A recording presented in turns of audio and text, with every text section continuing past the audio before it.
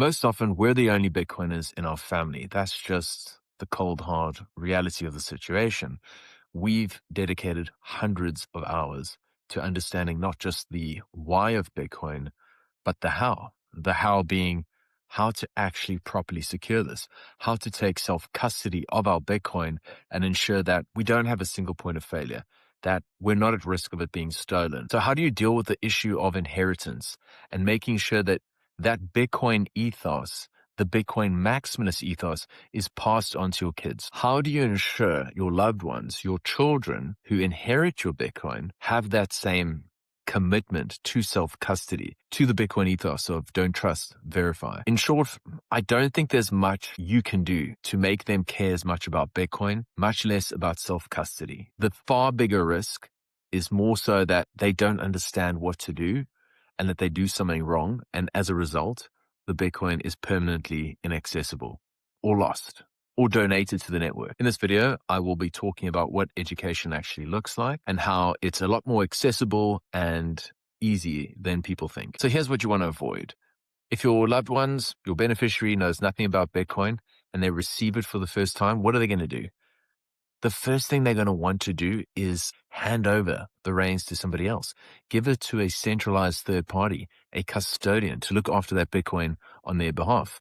Maybe it's an exchange, maybe it's not, but the bottom line is they no longer hold the keys. And this feels safe and it's very familiar because that's how everything else in our life operates. We trust third parties with our information, our data, our assets, but this is the exact thing that you would like them to avoid. You could also have a situation where your beneficiary inherits your Bitcoin and they panic. They trust somebody they shouldn't trust.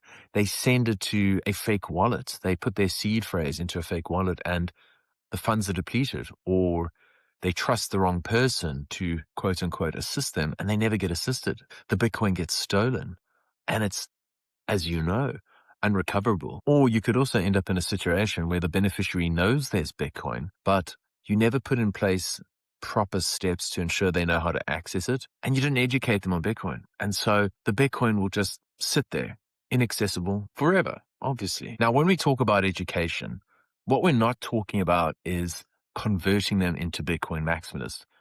That might be your goal, but it's a very optimistic goal. I'm not aware of many parents that have successfully been able to turn their kids into Bitcoin maxis. What you really want to do is focus on the low-hanging fruit, and that is teaching them enough so they know what Bitcoin is, how it works, and what they need to do within the first 48 hours of receiving that Bitcoin when you're no longer there. You need to educate them during your lifetime about Bitcoin, and there's no getting around that.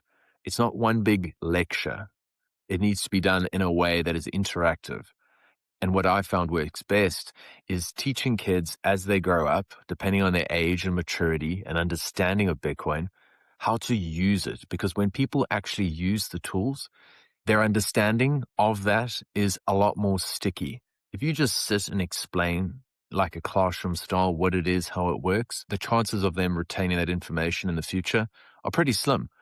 But if you sit down with them and you practice signing and receiving transactions, and you do that regularly, and then you iterate and you make it more complicated, you teach them how to restore a wallet from a seed phrase once they've done the send and receive transactions. And then perhaps later down the line, you can teach them how to use a hardware device. So it's not about one big lecture, one big moment where we go, hey, by the way, Bitcoin's important and here's everything you need to know. No, it's iterative, little bits, little conversations over time, becoming more and more complex over time, developing their understanding through practice over time. And that's what real education looks like. This is why when it comes to Bitcoin and inheritance, documentation is insufficient. Yes, you need to have a will. A will is there to ensure that your loved ones can legally become the owners of that Bitcoin.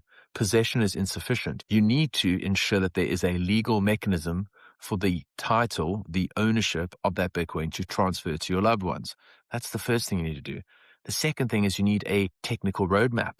You need to have a document that explains step by step how to access your Bitcoin, because you can have a will, and there's no point in a will if you can't access the Bitcoin. And those are two things that are non-negotiable. But the third non-negotiable is education.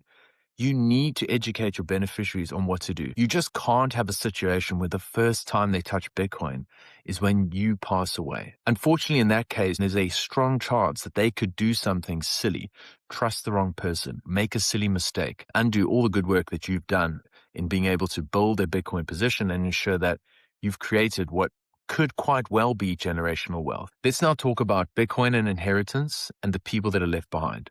You've got two categories of people. You've got your executor and your beneficiaries. Let's talk about the executor first. Your executor is the person who's legally appointed to administer your estate in your absence. They will collect all your assets and pay all your liabilities and then distribute the difference to your beneficiaries.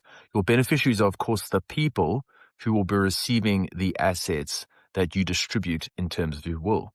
Now, your executor's job is very procedural in nature. They don't need to know exactly how much Bitcoin you have. They don't need to know where your seed phrases are. They simply need to know what they need to do when you die so they can get access information to your Bitcoin and who to contact in the event they need assistance. Your beneficiary's job is very different. They need that working knowledge of being able to properly secure Bitcoin and send and receive transactions and how to avoid single points of failure.